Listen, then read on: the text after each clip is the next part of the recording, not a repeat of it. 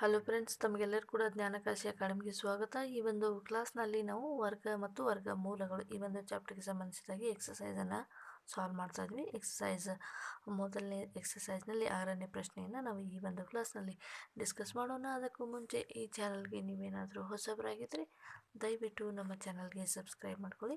ಈ ಕೆಳಗಡೆ ಕೆಲವೊಂದು ನಂಬರ್ಸ್ಗಳನ್ನು ಕೊಟ್ಟಿದ್ದಾರೆ, ಒಂದು ಕ್ರಮವನ್ನು ಕೊಟ್ಟಿದ್ದಾರೆ. ಆ ಒಂದು ಕ್ರಮವನ್ನು ಬಳಸಿಕೊಂಡು ನೀವು ಬಿಟ್ಟ ಸ್ಥಳವನ್ನು ತುಂಬಿರಿ ಎನ್ನುವಂಥದ್ದು ಪ್ರಶ್ನೆ ಇದೆ. ಮೊದಲನೇದಾಗಿ 1ರ ವರ್ಗವನ್ನು ಕೊಟ್ಟಿದ್ದಾರೆ, 2ರ ವರ್ಗವನ್ನು ಕೊಟ್ಟಿದ್ದಾರೆ. 2ರ ವರ್ಗವನ್ನು 1 ಮತ್ತು 2ರ ವರ್ಗವನ್ನು ಕೊಟ್ಟಿದ್ದಾರೆ. ನಂತರ ಇಲ್ಲಿ 3ರ ವರ್ಗವನ್ನು ಕೊಟ್ಟಿದ್ದಾರೆ ಮತ್ತು 3ರ ವರ್ಗವನ್ನು ಕೊಟ್ಟಿದ್ದಾರೆ. ಪ್ಯಾಟರ್ನ್ ಈ ರೀತಿಯಾಗಿದೆ, 1 2 3 ಈ ರೀತಿಯಾಗಿದೆ. ನೆಕ್ಸ್ಟ್ 2ನೇ ಪ್ಯಾಟರ್ನನ್ನು ಕೂಡ ಕೊಟ್ಟಿದ್ದಾರೆ. 2ರ ವರ್ಗವನ್ನು ಕೊಟ್ಟಿದ್ದಾರೆ, 3ರ ವರ್ಗವನ್ನು ಕೊಟ್ಟಿದ್ದಾರೆ, ನೆಕ್ಸ್ಟ್ 6ರ ವರ್ಗವನ್ನು ಕೊಟ್ಟಿದ್ದಾರೆ, ನೆಕ್ಸ್ಟ್ ಇಲ್ಲಿ 7ರ ವರ್ಗವನ್ನು ಕೊಟ್ಟಿದ್ದಾರೆ. ಇದು 2ರ ವರ್ಗ ಇದೆ, 2ರ ವರ್ಗ ಇದೆ, ಇಷ್ಟನ್ನು ಕೂಡ ಕೊಟ್ಟಿದ್ದಾರೆ. ನಂತರ 3ರ ವರ್ಗವನ್ನು ಕೊಟ್ಟಿದ್ದಾರೆ, 4ರ ವರ್ಗವನ್ನು ಕೊಟ್ಟಿದ್ದಾರೆ, 12ರ ವರ್ಗವನ್ನು ಕೊಟ್ಟಿದ್ದಾರೆ, ನೆಕ್ಸ್ಟ್ ಇದು 13ರ ವರ್ಗ ಇದೆ. ನೆಕ್ಸ್ಟ್ ಇಲ್ಲಿ ಖಾಲಿ ಸ್ಥಳವನ್ನು ಗಮನಿಸಿ. ನೆಕ್ಸ್ಟ್ ಖಾಲಿ ಸ್ಥಳವನ್ನು ಕೊಟ್ಟಿದ್ದಾರೆ, 4ರ ವರ್ಗ, 5ರ ವರ್ಗ, ನೆಕ್ಸ್ಟ್ ಇಲ್ಲಿ ಪ್ಲೇಸನ್ನು ಕೊಟ್ಟಿದ್ದಾರೆ. ನಂತರ 21ರ ವರ್ಗ, ನೆಕ್ಸ್ಟು 5ರ ವರ್ಗವನ್ನು ಕೊಟ್ಟಿದ್ದಾರೆ, 6ರ ವರ್ಗವನ್ನು ಕೊಟ್ಟಿದ್ದಾರೆ, 5ರ ವರ್ಗವನ್ನು ಕೊಟ್ಟಿದ್ದಾರೆ. ಇಲ್ಲಿ ಖಾಲಿ ಪ್ಲೇಸ್ ಇದೆ. ನಂತರ ಇದು 30ರ ವರ್ಗವನ್ನು ಕೊಟ್ಟಿದ್ದಾರೆ, ನಂತರ 31ರ ವರ್ಗವನ್ನು ಕೊಟ್ಟಿದ್ದಾರೆ. ಇಲ್ಲಿ ಮೇಲೆ ಕೊಟ್ಟಿರುವಂತಹ 3 ಕ್ರಮವನ್ನು ಯೂಸ್ ಮಾಡಿಕೊಂಡು ಕೆಳಗೆ ಕೊಟ್ಟಿರುವಂತಹ ಬಿಟ್ಟ ಸ್ಥಳಗಳನ್ನು ತುಂಬಿರಿ ಎನ್ನುವಂಥದ್ದು ಪ್ರಶ್ನೆ ಇದೆ. ಯಾವ ರೀತಿಯಾಗಿ ನಮಗೆ ಅನಿಸುತ್ತೆ ಮೇಲ್ನೋಟಕ್ಕೆ ನೋಡಿದಾಗ 1 2 2ರ ವರ್ಗ, ಅಗೇನ್ ಇದು 3, ಮುಂದಿನ ಸಂಖ್ಯೆ 3 ಇದೆ, 3ರ ವರ್ಗ ಇದೆ. ಇಲ್ಲಿ 2 3 ಕ್ರಮವಾಗಿದೆ, ಇಲ್ಲಿ 6 7 ಕ್ರಮವಾಗಿದೆ. ಈ ರೀತಿಯಾಗಿ ನಮಗೆ ಅನಿಸುತ್ತೆ. 3 4 ಮತ್ತು 12 13 ಈ ಎರಡು ಕೂಡ ನಂಬರ್ಗಳು ಕ್ರಮವಾಗಿದ್ದಾವೆ. ಇಲ್ಲಿಯೂ ಕೂಡ ಕ್ರಮವಾಗಿದ್ದಾವೆ, ಇಲ್ಲಿಯೂ ಕೂಡ ಕ್ರಮವಾಗಿದ್ದಾವೆ, ಇಲ್ಲಿಯೂ ಕೂಡ ಕ್ರಮವಾಗಿ ಇದ್ದಾವೆ. ಆದರೆ ಇಲ್ಲಿ ಕ್ರಮವಾಗಿ ಇಲ್ಲ. 1 2 ಕ್ರಮವಾಗಿದೆ ಮತ್ತು 2 3 ಕ್ರಮವಾಗಿದೆ. ಈ ಒಂದು ಪ್ಯಾಟರ್ನನ್ನು ಯೂಸ್ ಮಾಡಿಬಿಟ್ಟು ನಾವು ಏನಂತ ಕರಿಬೋದು, ಇಲ್ಲಿ 13ಅನ್ನು ಕೊಟ್ಟಿದ್ದಾರೆ, ಇದರ ಹಿಂದಿನ ಸಂಖ್ಯೆ 12 ಇದೆ. ಇಲ್ಲಿ 20ರ ವರ್ಗವನ್ನು ಕೂಡ ನಾವು ಬರೀಬೋದು. ಓಕೆ, ಹಾಗಾದರೆ ಇದೇ ಒಂದು ಕ್ರಮವನ್ನು ನಾವಿಲ್ಲಿ ಯೂಸ್ ಮಾಡಿದರೆ ಇಲ್ಲಿ ನಾವು ಯಾವ ಒಂದು ಕ್ರಮವನ್ನು ಬರಿಬೇಕಾಗತ್ತೆ, ಇಲ್ಲಿ 6ರ ವರ್ಗವನ್ನು ಬರಿಬೇಕಾಗತ್ತೆ. ನಾವು ಈಸಿಯಾಗಿ ಈ ರೀತಿಯಾಗಿ ಪಾಯಿಂಟ್ ನೋಟನ್ನು ಮಾಡಬಹುದು. ಬಟ್ ಕೆಲವೊಂದು ಸಾರಿ ಇದು ಫೇಲ್ಯೂರ್ ಆಗುತ್ತೆ. ಹಾಗಾದರೆ ನಾವು ಇದನ್ನು ಯಾವ ರೀತಿಯಾಗಿ ಈ ಒಂದು ಕ್ರಮವನ್ನು ಮಾಡ್ಬೋದು, ಈ ಒಂದು ಟ್ರೆಡಿಷ್ನಲ್ ಮೆಥಡಿಂದ, ಸಾಂಪ್ರದಾಯಿಕ ಮೆಥಡಿಂದ ಯಾವ ರೀತಿಯಾಗಿ ಯೂಸ್ ಮಾಡ್ಬೋದು ಅಂತ ನಾವು ಈ ಒಂದು ಬಿಟ್ಟ ಸ್ಥಳವನ್ನು ತುಂಬಬಹುದು ಅಂತ ನೋಡೋಣ. ಈಗ ನಾವು ಶಾರ್ಟ್ಕಟ್ಟಾಗಿ ನಾನು ಹೇಳಿದೆ, ಇಲ್ಲಿ ಕ್ರಮವಾಗಿ 1ರ ನಂತರ 2 ಇದೆ, 2ರ ನಂತರ ಇಲ್ಲಿ 3 ಇದೆ. ಅದೇ ರೀತಿಯಾಗಿ 2ರ ನಂತರ 3 ಇದೆ, 6ರ ನಂತರ 7 ಇದೆ, 3 4 12 13, 5 4 5 20 21, ಅದೇ ರೀತಿಯಾಗಿ 5 ಮತ್ತು 6 30 31 ಈ ರೀತಿಯಾಗಿದೆ. ಇದು ಶಾರ್ಟ್ಕಟ್ ಮೆಥಡ್ ಆಯಿತು.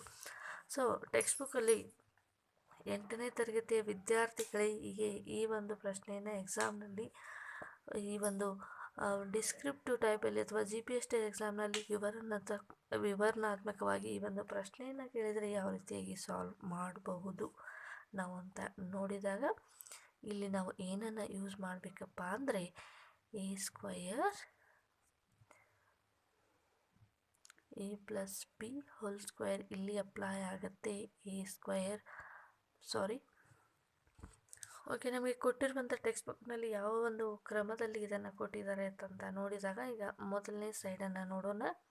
ಇಲ್ಲಿ 1ರ ವರ್ಗ, ನಂತರ 2ರ ವರ್ಗ, ನಂತರ ಪ್ಲಸ್ ಇಂಟು 1 ಇಂಟು 2 1 ಇಂಟು 2 ವರ್ಗ. ನಂತರ ಇದನ್ನು ಅಗೇನ್ ಯಾವ ರೀತಿಯಾಗಿ ನಾವು ಬರೀಬಹುದು ಅಂತಂದಾಗ ಇದು 3ರ ವರ್ಗಕ್ಕೆ ಸಮಾನವಾಗಿರ್ತದೆ. ನೋಡಿ, 1ರ ವರ್ಗ 1 ಇದೆ, 2ರ ವರ್ಗ 4 4, ಅಗೇನ್ 2 1 2, 2ರ ವರ್ಗ 4, ಅಗೇನ್ ಇದು ಎಷ್ಟಾಗುತ್ತೆ? 4 + 4 8 + 1 9 ಆಗುತ್ತೆ. ಇದು 3ರ ವರ್ಗ ಅಂದಾಗ 9 ಆಗುತ್ತೆ. ಈ ರೀತಿಯಾಗಿ ಇದನ್ನು ನಾವು ಸಾಲ್ವ್ ಮಾಡ್ಬೋದು. ಹಾಗಾದರೆ ನೆಕ್ಸ್ಟ್ ಸಾಲ್ವ್ ಮಾಡೋಣ. ಎರಡನೇ ಬಿಟ್ಟ ಸ್ಥಳವನ್ನು ನೋಡೋಣ. ಇವಾಗ ಇದಾಯಿತು. ಈಗ ಎರಡನೇದನ್ನು ನೋಡೋಣ. 2ರ ವರ್ಗ ನೆಕ್ಸ್ಟ್ 3ರ ವರ್ಗ ಪ್ಲಸ್ ಇಲ್ಲಿ 2 × 3 2 × 3 ವರ್ಗ ಇದು 7² ಈಕ್ವಲ್ ಆಗಿರುತ್ತೆ. ಅಂದರೆ 2ರ ವರ್ಗ 4, 3ರ ವರ್ಗ 9, 2 3 6, 6ರ ವರ್ಗ 36 ಆಗುತ್ತೆ. 6ರ ವರ್ಗ ಎಷ್ಟಾಗುತ್ತೆ? 36 ಆಗುತ್ತೆ. ಇದು 49ಕ್ಕೆ ಸಮಾನವಾಗಿರುತ್ತೆ. 36 + 4 40 + 9 49 = 49. ಈ ರೀತಿಯಾಗಿ ನಾವು ಸಾಂಪ್ರದಾಯಿಕವಾಗಿ ಸಾಲ್ವ್ ಮಾಡ್ಬೋದು. ನೆಕ್ಸ್ಟ್ 3ನೇದನ್ನು ನೋಡಿ. ನಮಗೆ ಬಿಟ್ಟ ಸ್ಥಳವನ್ನು ಯಾವುದನ್ನು ಕೇಳಿದ್ದಾರೆ ಅದನ್ನೇ ಮಾಡಿ ನೋಡೋಣ. 4ರ ವರ್ಗ ಪ್ಲಸ್ 5ರ ವರ್ಗ ಇದು 20 ಬರಬೇಕಂದ್ರೆ ಮೇಲಿನ ಒಂದು ಮೆಥಡಲ್ಲಿ ನಾವು ಮಾಡ್ಕೊಂಡು ಬಂದ್ವಿ. ಪ್ಲಸ್ ಇಲ್ಲಿ 4 × 5 ಹೋಲ್ ಸ್ಕ್ವೇರ್ = ಇದು 21ರ ವರ್ಗಕ್ಕೆ ಸಮಾನವಾಗಿರುವಂಥದ್ದು. 4ರ ವರ್ಗ 16, 5ರ ವರ್ಗ 25, 4 5 20 ಸ್ಕ್ವಯರ್ ಅಂತ ಆಯಿತು. ಓಕೆ, ನಮಗೆ ಬೇಕಾಗಿರುವಂಥ ಟರ್ಮ್ ಇದೆ, ಹೌದಲ್ವ? 4 5 20. ನೆಕ್ಸ್ಟ್ ಟರ್ಮನ್ನು ನೋಡಿ. ನೆಕ್ಸ್ಟ್ ಕೊನೆಯ ಒಂದು ಬಿಟ್ಟ ಸ್ಥಳವನ್ನು ಕೇಳಿದರು. ಈ ಒಂದು ಬಿಟ್ಟ ಸ್ಥಳ ಈಗ 5ರ ವರ್ಗ ಇದೆ. ನಾವಿಲ್ಲಿಗೆ ನಮಗೆ ಇದು ಗೊತ್ತಿಲ್ಲ. ಬದಲಿಗೆ ಏನು ಕೊಟ್ಟಿದ್ದಾರೆ? 30ನ್ನು ಕೊಟ್ಟಿದ್ದಾರೆ.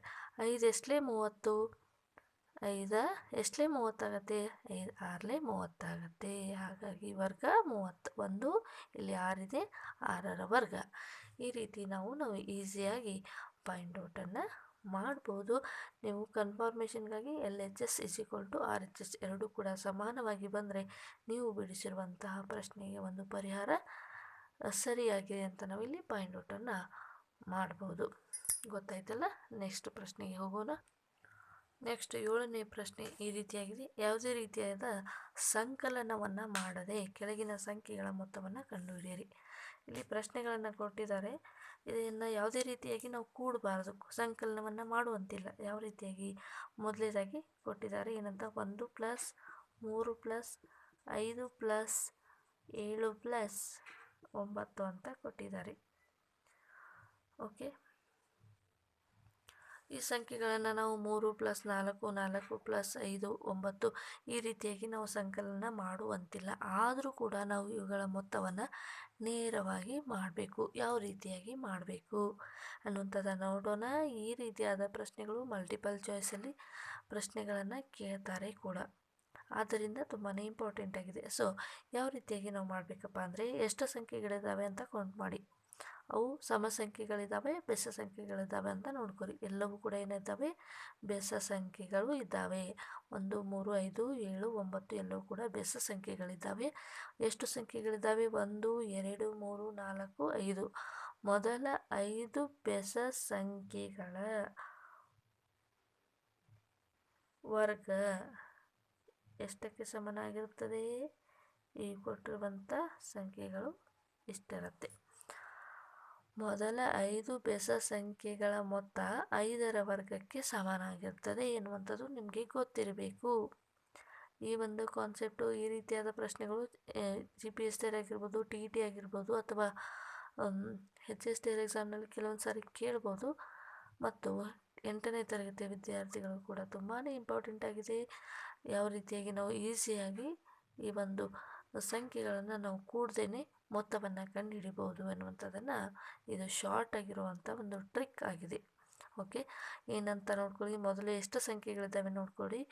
ಆಡ್ ನಂಬರ್ಸ್ ಅಂದರೆ ಬೆಸ ಸಂಖ್ಯೆಗಳಿದ್ದಾವೆ ಅಂತ ನೋಡ್ಕೊಳ್ಳಿ. ಮೊದಲ 5 ಬೆಸ ಸಂಖ್ಯೆಗಳ ಮೊತ್ತ 1 2 3 4 5ರ ವರ್ಗಕ್ಕೆ ಸಮನಾಗಿರ್ತದೆ. ಎರಡನೇದಕ್ಕೆ ಹೋಗೋಣ. ಈ ರೀತಿಯಾಗಿದೆ ನಂಬರು. 1 + 3 +5 +7 +9 +11 +13 +15 +19 ಅಂತ ಇದೆ. ಇವೆಲ್ಲವೂ ಕೂಡ ಏನಿದ್ದಾವೆ, ಬೆಸ ಸಂಖ್ಯೆಗಳಿದ್ದಾವೆ. 1 3 5 7 9 11 13 15 19 ಎಲ್ಲವೂ ಕೂಡ ಬೆಸ ಸಂಖ್ಯೆಗಳಿದ್ದಾವೆ. ಎಷ್ಟು ಸಂಖ್ಯೆಗಳಿದ್ದಾವೆ ನೋಡಿ, 1 2 3 4 5 6 7 8 9 10. ಒಟ್ಟು ಇಲ್ಲಿ 10 ಸಂಖ್ಯೆಗಳಿದ್ದಾವೆ. ಹಾಗಾದರೆ ಮೊದಲ 10 ಬೆಸ ಸಂಖ್ಯೆಗಳ ಮೊತ್ತ 10ರ ವರ್ಗಕ್ಕೆ ಸಮಾನ ಆಗಿರುತ್ತದೆ ಎನ್ನುವಂಥದ್ದು ಗೊತ್ತಿರಬೇಕು. ಎಷ್ಟು ಬೆಸ ಸಂಖ್ಯೆ ಇರ್ತವೆ? 10 ಇರ್ತವೆ. 10ರ ವರ್ಗ 100. ನೀವು ಕೂಡಿ ಕೂಡ ಮಾಡಿ ನೋಡ್ಬೋದು, ಸಂಕಲನ ಮಾಡಿ ಕ್ರಾಸ್ ಚೆಕ್ ಮಾಡಿ ನೋಡಿ, ತಾಳೆ ಮಾಡಿ ನೋಡಿ. ಇಲ್ಲೂ ಕೂಡ ಎಲ್ಲವನ್ನು ಕೂಡಿದಾಗ 100ಕ್ಕೆ ಸಮಾನವಾಗಿರ್ತದೆ. ಮೊದಲು 10 ಬೆಸ ಸಂಖ್ಯೆಗಳ ಮೊತ್ತ 10ರ ವರ್ಗಕ್ಕೆ ಸಮಾನವಾಗಿ ಇರುತ್ತದೆ. 7ನೇ ಪ್ರಶ್ನೆಯಲ್ಲಿ ಸಬ್ ಕ್ವಶನ್ 3ನೇದು ಈ ರೀತಿಯಾಗಿದೆ. 1 + 3 + 5 + 7 + 9 + 11 + 13 + 15 + 17 + 19 + 21 + 23 ಅಂತ ಇದೆ. ಎಲ್ಲವೂ ಕೂಡ ಏನಿದ್ದಾವೆ, ಬೆಸ ಸಂಖ್ಯೆಗಳಿದ್ದಾವೆ. ಹಾಗಾದರೆ ಎಷ್ಟು ಸಂಖ್ಯೆಗಳಿದ್ದಾವೆ? 1 2 3 4 5 6 7 8 9 10 11 12 ಸಂಖ್ಯೆಗಳಿದ್ದಾವೆ. ಹಾಗಾಗಿ 12ರ ವರ್ಗಕ್ಕೆ ಈ ಸಂಖ್ಯೆಗಳ ಮೊತ್ತ ಸಮಾನವಾಗಿರ್ತದೆ. 12ರ ವರ್ಗ ಎಷ್ಟು? 144. ನಾವು ಯಾವುದೇ ರೀತಿಯಾದ ಸಂಕಲನವನ್ನು ಮಾಡದೆ ಈ ಸಂಖ್ಯೆಗಳ ಮೊತ್ತವನ್ನು ಕಂಡುಹಿಡಿದ್ವಿ. ಮೊದಲ 5 ಸಂಖ್ಯೆಗಳು 5ರ ವರ್ಗ 25, ಈ ಮೊತ್ತ 25 ಆಗಿರುತ್ತೆ. 10 ಸಂಖ್ಯೆಗಳ ವರ್ಗ 100, ಈ ಸಂಖ್ಯೆಗಳ ಮೊತ್ತ 100 ಆಗಿರುತ್ತೆ. 12 ಸಂಖ್ಯೆಗಳ ವರ್ಗ ಈ ಸಂಖ್ಯೆಗಳ ಮೊತ್ತಕ್ಕೆ ಸಮಾನವಾಗಿ ಇರುವಂಥದ್ದು. ಸೊ 8ನೇ ಪ್ರಶ್ನೆಯಲ್ಲಿ ಸಬ್ ಕ್ವಶನ್ಸ್ 2 ಇದ್ದಾವೆ. ಈ ಪ್ರಶ್ನೆ ಈ ರೀತಿಯಾಗಿದೆ. 49ಅನ್ನು 7 ಬೆಸ ಸಂಖ್ಯೆಗಳ ಮೊತ್ತವಾಗಿ ವ್ಯಕ್ತಪಡಿಸಿ ಅಂತ ಇದೆ. 49 ಅಂದರೆ ಇದು 7ರ ವರ್ಗ ಆಗಿರುತ್ತೆ. 1 2 3 7 ಬೆಸ ಸಂಖ್ಯೆಗಳ ಮೊತ್ತ ಎಷ್ಟಾಗಿರಬೇಕು? ಅದು 49 ಆಗಿರಬೇಕು. ಓಕೆ, ಇವಾಗ 5 7 ನೆಕ್ಸ್ಟು 9, ಇದು 5 ಸಂಖ್ಯೆಗಳಾದವು. 11 6 13 ಈ ಅಷ್ಟು ಸಂಖ್ಯೆಗಳನ್ನು ಕೂಡಿದಾಗ ಅದು 49ಕ್ಕೆ ಸಮಾನವಾಗಿರ್ತದೆ. ಈಗ ಆಲ್ರೆಡಿ 7ನೇ ಪ್ರಶ್ನೆಯನ್ನು ನೋಡಿದ್ರಿ. ಈ ರೀತಿಯಾಗಿ ಯಾವುದೇ ರೀತಿಯಾಗಿ ಸಂಕಲನವನ್ನು ಮಾಡದೆ, ಯಾವುದೇ ರೀತಿಯಾಗಿ ಕೂಡಿಸದೆ ನಾವು ಏನು ಮಾಡಿದ್ವಿ, ಇವುಗಳ ಮೊತ್ತವನ್ನು ಕಂಡುಹಿಡಿದ್ವಿ. ಅದರ ಒಂದು ವ್ಯುತ್ಕ್ರಮವನ್ನು ಕೇಳಿದ್ದಾರೆ, ಅದರ ಒಂದು ಇನ್ವರ್ಸನ್ನು ಕೇಳಿದ್ದಾರೆ. ಇಲ್ಲಿ 49ಅನ್ನು 7 ಬೆಸ ಸಂಖ್ಯೆಗಳ ಮೊತ್ತವಾಗಿ ನಾವು ಈ ರೀತಿಯಾಗಿ ವ್ಯಕ್ತಪಡಿಸಬಹುದು. ಅದೇ ರೀತಿಯಾಗಿ 121ಅನ್ನು 11ರ ಬೆಸ ಸಂಖ್ಯೆಗಳ ಮೊತ್ತವಾಗಿ ವ್ಯಕ್ತಪಡಿಸಿ. ಇವಾಗ 121 ಅನ್ನುವಂಥದ್ದು 11ರ ವರ್ಗ ಆಗಿದೆ. ಹಾಗಾಗಿ ಇಲ್ಲಿ 11 ಬೆಸ ಸಂಖ್ಯೆಗಳ ಮೊತ್ತವನ್ನು ನಾವು ಮಾಡಬೇಕು. 1 + 3 + 5 + 7 + 9 11 13 ಇದು ಎಷ್ಟಾಯಿತು? 7 ಆಯಿತು. 15 17 19 1 2 3 4 5 6 7 8 9 10 ಮತ್ತು 21 ಇಷ್ಟು ಬೆಸ ಸಂಖ್ಯೆಗಳಿದ್ದಾವೆ. 11 ಬೆಸ ಸಂಖ್ಯೆಗಳ ಮೊತ್ತ 121ಕ್ಕೆ ಸಮಾನವಾಗಿ ಇರುತ್ತದೆ. ನಾವು ಈ ರೀತಿಯಾಗಿ 121 ಮತ್ತು 49 ಬೆಸ ಸಂಖ್ಯೆಗಳ ಮೊತ್ತವಾಗಿ ವ್ಯಕ್ತಪಡಿಸಬಹುದು. ಎಕ್ಸಸೈಸ್ 5.1ರಲ್ಲಿ 9ನೇ ಪ್ರಶ್ನೆ, ಕೊನೆಯ ಪ್ರಶ್ನೆ ಈ ರೀತಿಯಾಗಿದೆ. ಈ ಕೆಳಗಿನ ಸಂಖ್ಯೆಗಳ ವರ್ಗಗಳ ನಡುವೆ ಎಷ್ಟು ಸಂಖ್ಯೆಗಳಿವೆ? ಮೊದಲೇದನ್ನು ಕೊಟ್ಟಿದ್ದಾರೆ ಈ ರೀತಿಯಾಗಿ 12 ಮತ್ತು 13 ಅಂತ ಕೊಟ್ಟಿದ್ದಾರೆ. ಈ ಸಂಖ್ಯೆಗಳ ವರ್ಗಗಳನ್ನು ನಾವು ಮಾಡಬೇಕು. ಈ ಕೆಳಗಿನ ಸಂಖ್ಯೆಗಳ ವರ್ಗಗಳ ನಡುವೆ ಎಷ್ಟು ಸಂಖ್ಯೆಗಳಿವೆ ಅಂತ ಕೊಟ್ಟಿದ್ದಾರೆ. ಯಾವ ರೀತಿಯಾಗಿಪ್ಪ ನಾವು ಮಾಡೋದು? 2 ಸಂಖ್ಯೆಗಳನ್ನ ವರ್ಗ ಮಾಡಿ ಕೌಂಟ್ ಮಾಡಬೇಕಾ? ಇಲ್ಲ, ತುಂಬಾ ಈಸಿಯಾಗಿ ಸಿಂಪಲ್ ಆಗಿರುವಂಥ ಒಂದು ಟ್ರಿಕ್ ಇದೆ. ಈ ಒಂದು ಟ್ರಿಕ್ನ ಯೂಸ್ ಮಾಡಿದ್ದೆ ಆದಲ್ಲಿ ನೀವು ಈಸಿಯಾಗಿ ಈ ಎರಡು ಸಂಖ್ಯೆಗಳ ವರ್ಗಗಳ ನಡುವೆ ಎಷ್ಟು ಸಂಖ್ಯೆಗಳಿವೆ ಅಂತ ಫೈಂಡ್ ಔಟನ್ನು ಮಾಡಬಹುದು. ಈ ರೀತಿಯಾದ ಈಸಿ ಟ್ರಿಕ್ಗಳು ಮಲ್ಟಿಪಲ್ ಚಾಯ್ಸಲ್ಲಿ ತುಂಬಾ ಹೆಲ್ಪ್ ಆಗುವಂಥದ್ದು. ಆದ್ದರಿಂದ ಇದು ತುಂಬಾ ಇಂಪಾರ್ಟೆಂಟ್ ಆಗಿರುವಂಥ ಒಂದು ಚಾಪ್ಟರ್ ಆಗಿದೆ. ಸೊ ಇವಾಗ ನೋಡೋಣ. 12ರ ವರ್ಗವನ್ನು ಮಾಡಬೇಕು. ಎಷ್ಟಿದೆ? 144 ಇದೆ. 13ರ ವರ್ಗವನ್ನು ಮಾಡಬೇಕು. 169 ಇದೆ. 144ರಿಂದ 169ರವರೆಗೆ ಎಷ್ಟು ನಂಬರ್ ಇದ್ದೇವೆ ಅಂತ ನಮಗೆ ಕೌಂಟ್ ಮಾಡಲಿಕ್ಕೆ ಸಾಧ್ಯ ಇಲ್ಲ. ಸೊ ಕೌಂಟ್ ಮಾಡ್ಬೋದು, ಬಟ್ ತುಂಬಾ ಸಮಯ ತೆಗೆದುಕೊಳ್ಳುವಂಥದ್ದು. ಬಟ್ ನಾವು ಎಷ್ಟು ಈಸಿಯಾಗಿ ಮಾಡ್ಬೋದಪ್ಪ ಅಂದರೆ, ಇವಾಗ ಇದು 12 ಇದೆ, ಇದನ್ನು ನಾವು ಎನ್ ಅಂತ ಹೇಳಿ ತೆಗೆದುಕೊಳ್ಳೋಣ. ಅದೇ ರೀತಿಯಾಗಿ 13ನ್ನು ನಾವು n+1 ಅಂತ ಬರೀಬಹುದಾ? ಯಾಕಂದರೆ 12ಕ್ಕಿಂತ ಒಂದು ಸಂಖ್ಯೆ ಮಾತ್ರ ಜಾಸ್ತಿ ಇದೆ. ಆದ್ದರಿಂದ 12ನ್ನು n ಅಂತ ತೆಗೆದುಕೊಂಡ್ರೆ 13ನ್ನು n+1 ಅಂತ ನಾವು ತೆಗೆದುಕೊಳ್ಳಬಹುದು. ಹಾಗಾದರೆ ಇವಾಗ ನಮಗೆ ಒಂದು ಟ್ರಿಕ್ ಗೊತ್ತಿದೆ. n² ಮತ್ತು n+1 ಸ್ಕ್ವಯರ್ ಸಂಖ್ಯೆಗಳ ಮಧ್ಯೆ 2 × n ಸಂಖ್ಯೆಗಳು ಇರ್ತವೆ. ಅಂದರೆ ಇಲ್ಲಿ n ಅಂದರೆ ಎಷ್ಟಿದೆ? 12. 2 × 12 ಅಂದಾಗ 24 ಸಂಖ್ಯೆಗಳು ಇರ್ತವೆ. 12ರ ವರ್ಗ ಮತ್ತು 13ರ ವರ್ಗಗಳ ನಡುವೆ 24 ಸಂಖ್ಯೆಗಳು ಇರ್ತವೆ. ಬೇಕಿದ್ದರೆ ನೀವು ಮಾಡಿ ನೋಡಬಹುದು. 169 - 144. 9ರಲ್ಲಿ 4ನ್ನು ಮೈನಸ್ ಮಾಡಿ. 9ರಲ್ಲಿ 4ನ್ನು ಮೈನಸ್ ಮಾಡಿದರೆ 5 ಬರುತ್ತೆ. ಸೊ ಮಧ್ಯದಲ್ಲಿ ಅಂತ ಕೇಳಿದ್ದಾರೆ. ಓಕೆ, 9ನಲ್ಲಿ 4ನ್ನು ಮೈನಸ್ ಮಾಡಿ 5 ಬರುತ್ತೆ. 6ರಲ್ಲಿ 4ನ್ನು ಮೈನಸ್ ಮಾಡಿ 2 ಬರುತ್ತೆ. ಇಲ್ಲಿ 0 ಬರುತ್ತೆ. 25 ಸಂಖ್ಯೆ ಅಂತ ಬಂತು. ಬಟ್ ಮಧ್ಯದಲ್ಲಿರುವಂಥ ಸಂಖ್ಯೆಯನ್ನು ಕೇಳಿದ್ದಾರೆ. 12ರಿಂದ 12ರ ವರ್ಗವನ್ನು ಮಾಡಬೇಕು. 13ರವರೆಗೆ ತಂದಾಗ ಈ ಒಂದು 69ನ್ನು ಮೈನಸ್ ಮಾಡಬೇಕು. 168ಇಂದ 144ವರೆಗೆ ನಾವು ತೆಗೆದುಕೊಂಡಾಗ 24 ಸಂಖ್ಯೆಗಳು ಬರುವಂಥದ್ದು. ಬಟ್ ಇದಕ್ಕಿಂತಲೂ ನಮಗೆ ಈಸಿಯಾಗಿರುವಂಥ ಒಂದು ಮೆಥಡ್ ಗೊತ್ತಿದೆ. ಅದು ಏನಪ್ಪ ಅಂದರೆ n² ಮತ್ತು n+1 ಸ್ಕ್ವೇರ್ಗಳ ಮಧ್ಯೆ 2n ಸಂಖ್ಯೆಗಳು ಇರ್ತವೆ ಅಂತ. ಇಷ್ಟನ್ನು ನೀವು ನೆನ್ಪಿಟ್ಕೊಂಡ್ರೆ ಸಾಕು.